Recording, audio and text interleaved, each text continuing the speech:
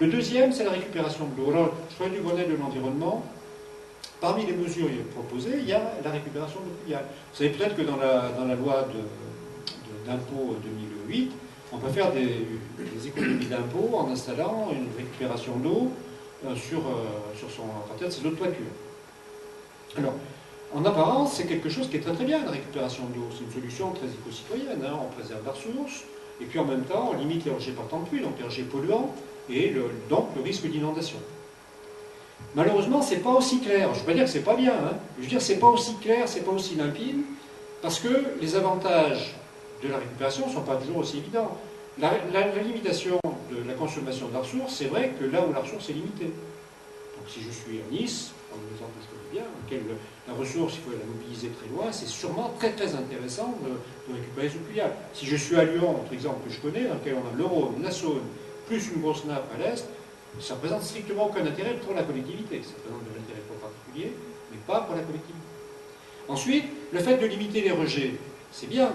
C'est bien à condition d'avoir de la réserve quand il pleut.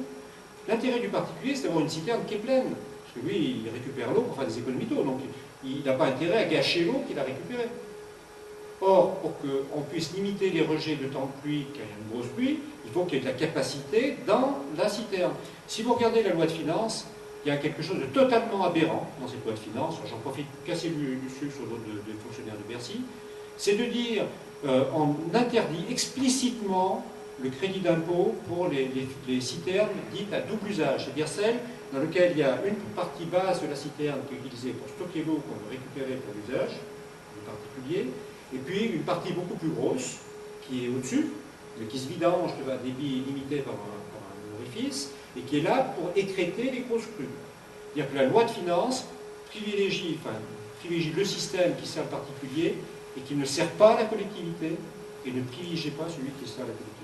C'est juste une remarque en passant, c'est pour faire passer le message auprès des élus, que ça remonte au Parlement, ça serait intéressant. Et puis, ces avantages, pas toujours évidents, sont à payer, car il y a un prix à payer. Il y a le prix d'une dérégulation économique. Si les gens récupèrent de l'eau, eh bien ça veut dire qu'ils consomment moins de l'eau du robinet. S'ils consomment moins d'eau du réseau public, ça veut dire que globalement, les recettes vont diminuer. Les recettes, donc associées à la consommation d'eau. Je reprends l'exemple que je vais choisir, peut-être qu'on a une marge, mais n'empêche, les recettes vont diminuer.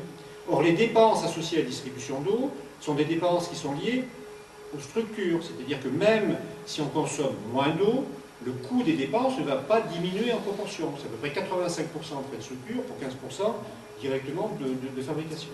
Donc ça signifie que pour les gens qui ne récupèrent pas l'eau, eh bien, il va falloir qu'ils payent une facture plus chère. Et comme la facture va être plus chère, ils auront encore plus intérêt à récupérer. Et donc il y en a encore plus qui récupéreront.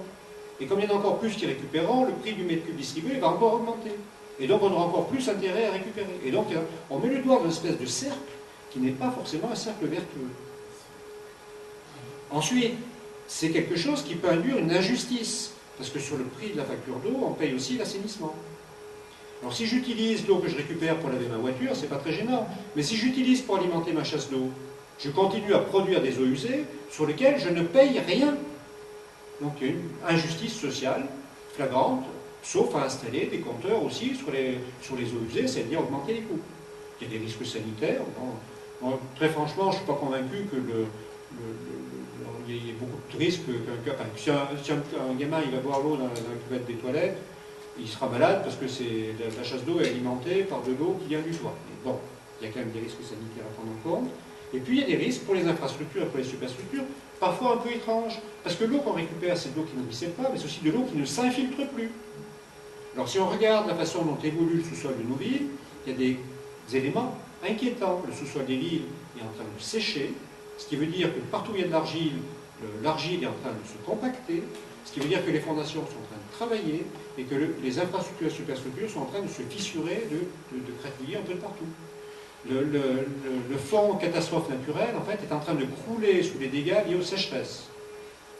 Alors, il y a d'autres éléments, hein, donc le fait d'empêcher les réseaux de fuir est aussi un des éléments qui conduit à sécher les sols des villes, donc il y a des effets parasites un peu partout.